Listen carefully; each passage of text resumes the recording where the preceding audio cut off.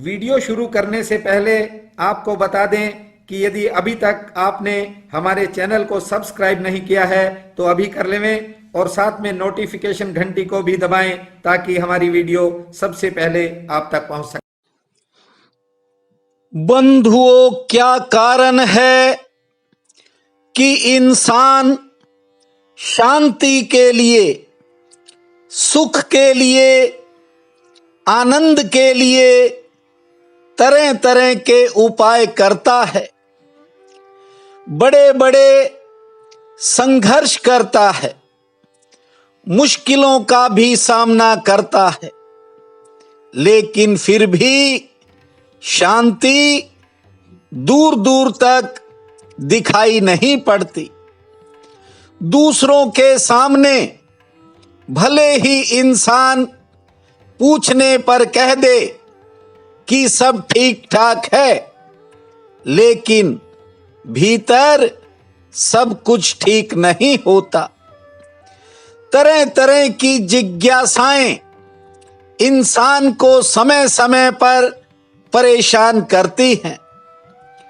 आज एक महानुभाव ने पूछा है कि आप वर्षों से परमात्मा का भजन करते हो, लेकिन आप बताइए कि आपको कोई तृप्ति हुई?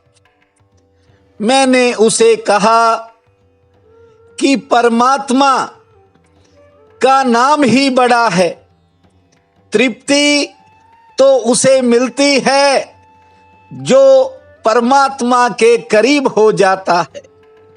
ध्यान से मेरी बात को आज समझने का प्रयास करें। अविकल अकल अनुपम देखा, कहंता कहा न जाई। अविकल अकल अनुपम देखा, कहंता कहा न जाई। सैन करे मन ही मन रह से, गूंगा जान मिठाई।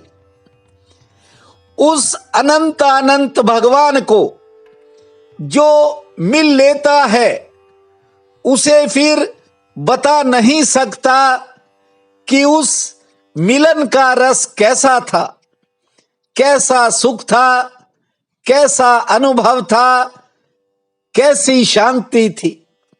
ये शब्दों में नहीं कहा जा सकता। हजारों लोग तरह तरह की जिज्ञासाएं मेरे सामने रखते हैं, लेकिन आपको बता दूं, इन्हें शांत करने का कोई उपाय नहीं है। निज धर्म कहता है, ये बिना अनुभव के शांत नहीं होगी। मैं कितना भी बोलता रहूं, कितने भी सूत्र सुना दूं, लेकिन याद रखना, कबीर साहब ने परमात्मा को गूंगे का गुड़ कहा है। वह स्वाद तो चख लेता है, लेकिन कह नहीं पाता कि कैसा है। गूंगा गुड़ का स्वाद बता नहीं पाता। ठीक यही दशा भक्त की होती है। बस जिसे मिलता है वही जानता है।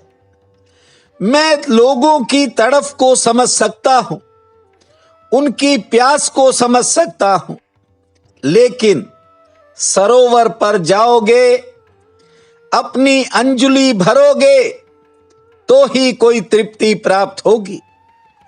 याद रखना, तरह तरह की बातें करने से कुछ नहीं होता। यहां लोग बोलने में ही जीवन बिता देते हैं और उन्हें खुद को नहीं पता कि वे क्या कह रहे हैं। बंधुओं, कुछ बातों में मेरी असमर्थता है, मेरी विवशता है। आप उसे भी समझने का प्रयास कीजिए। मैं तो केवल निज धर्म के सूत्रों पर चर्चा करता हूं। हालांकि ये सीधी बात है जो आपके भीतर तक जाती है, इधर उधर की बात नहीं। इसीलिए आप 24 घंटे बाद इंतजार करते हो। बंधुओं, जो ज्ञानी है उसके पास सुर होता है, चाहे वह गुरु नानक देव हो, मीराबाई हो, सूरदास हो। वे वक्ता कम और गायक ज्यादा थे। उन्होंने गा करके बताया है। आज आपको बता दूं, दो तरह की कला होती है। एक कला तो साधारण होती है, जैसे कोई मूर्ति बना लेता है, कोई चित्र बना लेता है, कोई संगीत बना लेता है और इनके जरिए वह अपने मन के भाव को प्रकट करता है। मैंने बड़े बड़े चित्रकारों द्वारा बनाए गए चित्र देखे। मैं उनकी मनोदशा को समझ सकता हूं। उन्होंने अपने मन का भाव उसमें प्रकट किया है। लेकिन बंधुओं, कुछ चीजें ऐसी हैं, कुछ कलाएं ऐसी हैं, वहां कोई भाव प्रकट नहीं हो रहा।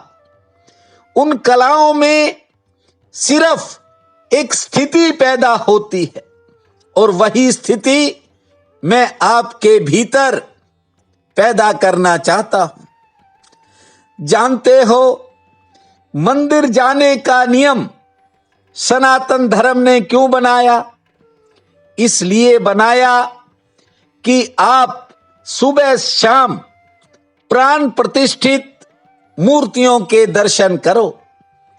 यहां लोग मंदिर नहीं जाते, यहां लोग प्रसाद बांटने जाते हैं। बंधुओं, बात यह है कि मंदिर में जाना अधिक मूल्यवान है, प्रसाद बांटना मूल्यवान नहीं है। उसका नाम लेना ही काफी है। ना कागज चाहिए, ना कलम चाहिए, ना लिखने वाला चाहिए। मनन, आपका जो मन है उसके भीतर सदैव भूमा भगवान का मनन होना चाहिए। फिर देखना इस जिंदगी में कैसे कैसे रंग होंगे, कैसे कैसे फूल खिलेंगे, और एक बार आपने उसका स्वाद चख लिया तो अनंत काल तक आप भूलोगे नहीं, भूल ही नहीं सकते। जानते हो क्यों? क्योंकि वह इतना बड़ा स्वाद है, आप उस स्वाद में समा जाओगे। वह स्वाद तुम में नहीं समाएगा, क्योंकि वह स्वाद सागर है और आप एक बूंद की भांति हो। ठीक समझो, परमात्मा का स्वाद कोई नहीं ले सकता। परमात्मा ही सबका स्वाद लेता है, क्योंकि उसने सबको बनाया है। इस बात का ध्यान रखा करो। ज्यादातर लोग छोटी छोटी जो ये कठिनाइयां, मुश्किलें सुबह से शाम तक आती हैं, इनमें ही उलझ कर रह जाता है। सुबह उठते कामों की चिंता शुरू हो जाती है। दिन भर चिंताओं में सारा समय व्यतीत हो जाता है। रात आदमी जब सोने लगता है तो भी ढेरों चिंताएं, अनेकों विचार मन में घूमते रहते हैं। इसलिए आपसे कहता हूं, थोड़ा समय करुणा निधान भगवान के लिए भी निकाला करो। यहां लोग तर्क की बात करते हैं और बस तर्क के सिवाय किसी के पास कुछ नहीं है। भाव ही भाव है। मैंने सुना है, एक व्यक्ति की पत्नी जो थी, उसने एक दिन प्रश्न कर दिया। वह कहने लगी कि जब हमारा प्रेम हुआ था, जब हमारा विवाह हुआ था, आपने कहा था कि जन्मों जन्मों तक साथ निभाऊंगा, और मैं देख रही हूं कुछ सालों से आप मुझसे प्रेम नहीं करते। पति ने कहा ऐसी बात नहीं है। उसने कहा बात कैसी है ये मैं भली भांति जानती हूं।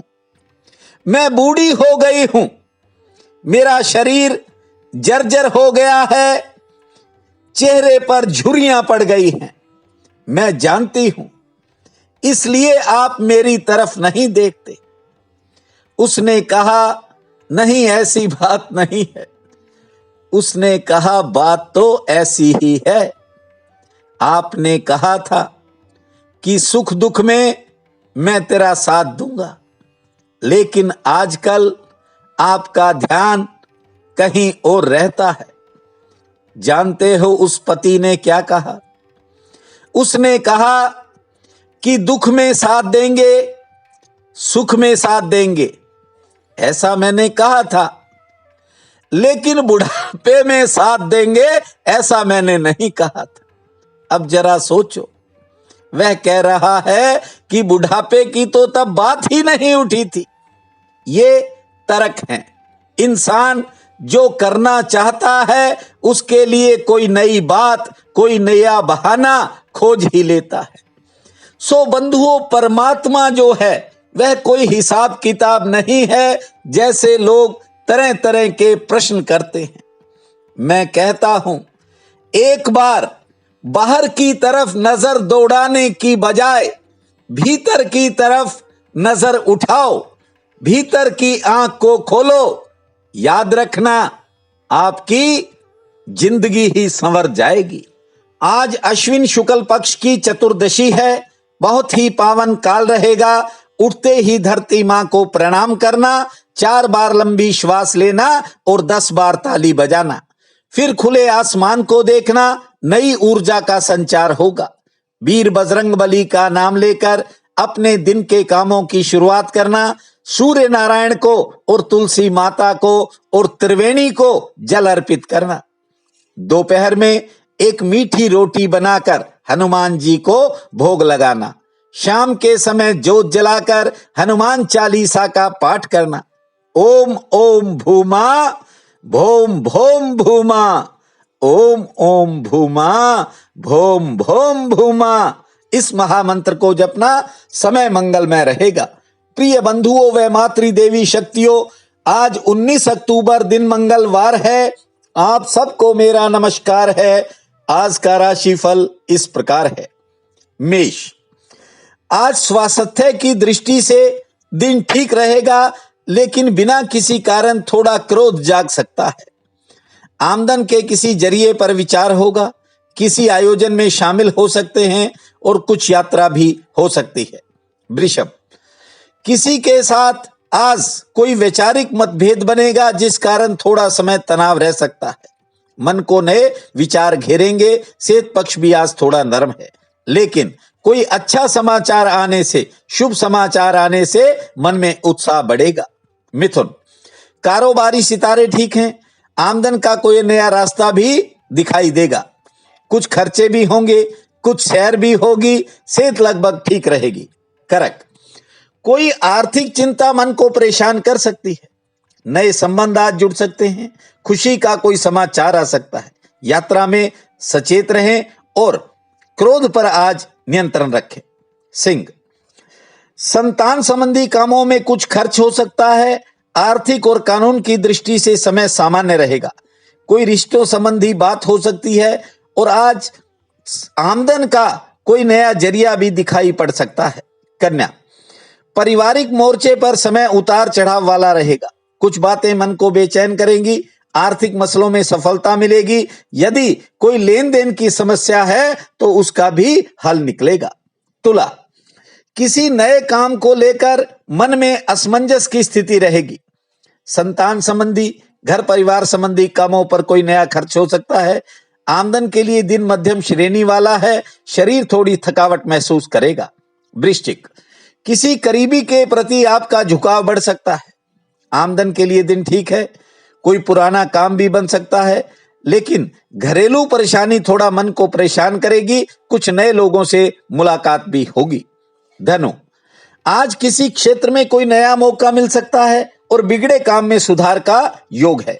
कारोबारी सितारे सामान्य हैं, किसी पुराने संपर्क से आपको फायदा मिलेगा, सेहत पक्ष थोड़ा नरम है। मकर, गृहस्थ में उतार चढ़ाव वाला समय रहेगा, आमदन ठीक होगी, किसी पुरानी मेहनत से फायदा होगा, नया संपर्क बनेगा। हाँ, लेन देन से जुड़ी कोई समस्या आपके मन को परेशान करेगी। कुंभ, कार्य क्षेत्र संबंधी किसी काम को लेकर मन में कुछ नए विचार पैदा होंगे, कारोबारी सितारे आज सामान्य रहेंगे, कुछ परिचित लोगों की बातें थोड़ा मन को परेशान कर सकती हैं, नए काम में आपको सहयोग मिलेगा, घर परिवार में कुछ नए खर्च होने का योग है। मीन, आज किसी नए साधन से फायदा हो सकता है, बीते समय की बात थोड़ा मन को उदास कर सकती है, यात्रा का कार्यक्रम बन सकता है, सेहत पक्ष सामान्य है, किसी रुके हुए काम में अचानक गति आने के संकेत हैं। आज का ये दिन आप सबके लिए अति शुभ फलदायी हो, यही मेरी कामना है। आप सबका बहुत बहुत धन्यवाद।